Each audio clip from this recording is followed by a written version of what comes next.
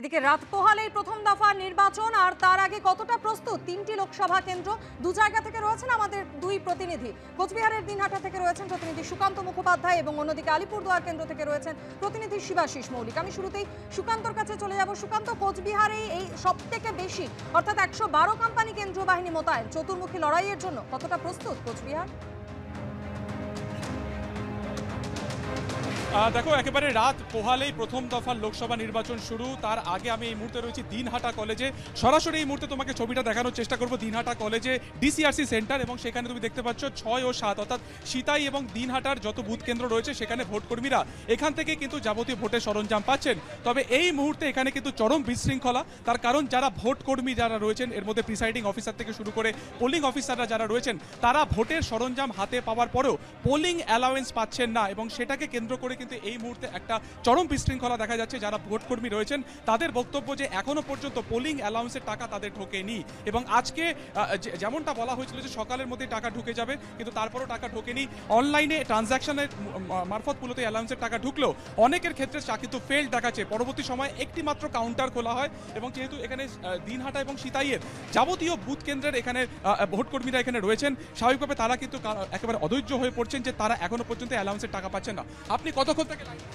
আমি তো সকাল 11টা পর্যন্ত আসছি। 11টার সময় আসে, আমাদের টাকা পয়সা কোনো অ্যালাউন্স কোনো ঢোকে নাই। 2 দিন আমরা ট্রেনিং করা হলো, এবং এইখানে যে অবস্থা, একটা কাউন্টার খুলে রাখছে, ওইখানে চেকিং করতে হচ্ছে, মানে চেকিং করতে হচ্ছে 11টা 12টা 1টা 2টা পর্যন্ত আমরা আসি। আমার এইখান থেকে প্রায় 30 কিলোমিটার ভিতরে পড়ছে পুলিং স্টেশন। এইখানে যাইতে আমরা তো পুরো টেনশনে আছি যে এখন এরা চেক না করলে, যদি চেক না করে যাওয়া হয় তাহলে ওরা বলতেছে আপনারা টাকা পয়সা পাবেন না। এর আগেও এইরকম হয়েছে। ডিএম অফিসে আমরা যখন গেছি ওরা বলছে এখন কোনো কথা হবে না, আপনার বাইরে হয়ে যান। কথা বলবো, আপনারা তো অনেকক্ষণ ধরে লাইনে রয়েছেন, গরমের মধ্যে ভোটের সরঞ্জাম পেয়েও আপনারা ভোটের কেন্দ্রে যেতে পারছি না, কেন? কারণ আমাদের ভোটের যে অ্যালাউন্সটা দেওয়া হয় সেটা ভোটকর্মীদের একাধিক সমস্যার সম্মুখীন হতে হচ্ছে। সুকান্ত, তুমি আমাদের সঙ্গে থাকো, কথা বলে নেবো। আলিপুরদুয়ার কেন্দ্র থেকে রয়েছেন প্রতিনিধি শিবাশিস মৌলিক। শিবাশিস, ত্রিমুখী লড়াই, 63 কোম্পানি বাহিনী ইতিমধ্যে পৌঁছে গিয়েছে। ভোটের কয়েক ঘন্টা আগে প্রস্তুতির ছবিটা কি দেখতে পাচ্ছ? মাধুরী, শুরুতেই বলে রাখি, আলিপুরদুয়ার লোকসভা কেন্দ্র অত্যন্ত বৈচিত্র্যের একটি লোকসভা, কারণ 3টি প্রশাসনিক জেলায় বিস্তৃত এই আলিপুরদুয়ার লোকসভা কেন্দ্র। আলিপুরদুয়ার জেলার 5টি বিধানসভা যেমন রয়েছে, তেমনি একটি বিধানসভা রয়েছে কোচবিহারে, একটি বিধানসভা রয়েছে জলপাইগুড়িতে। এই 7 বিধানসভার আলিপুরদুয়ার লোকসভা কেন্দ্র। মোট ভোট গ্রহণ কেন্দ্র 1867টি। তার মধ্যে আলিপুরদুয়ার বিশ্ববিদ্যালয়, এই আলিপুরদুয়ার বিশ্ববিদ্যালয়ে কিন্তু 1352টি ভোট গ্রহণ কেন্দ্রের সরঞ্জাম দেওয়া হচ্ছে।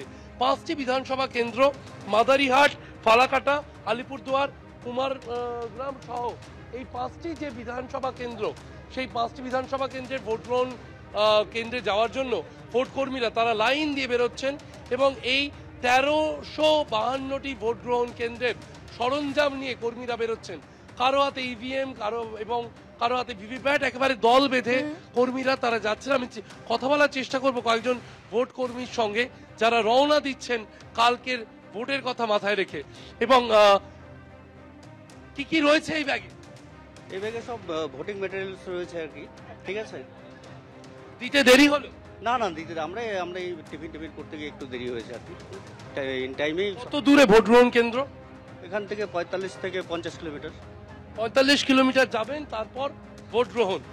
কিরকম মনে করছেন? 63 কোম্পানি কেন্দ্রীয় বাহিনী দেওয়া হয়েছে সামগ্রিকভাবে লোকসভা নিরাপত্তায়, নিশ্চিত?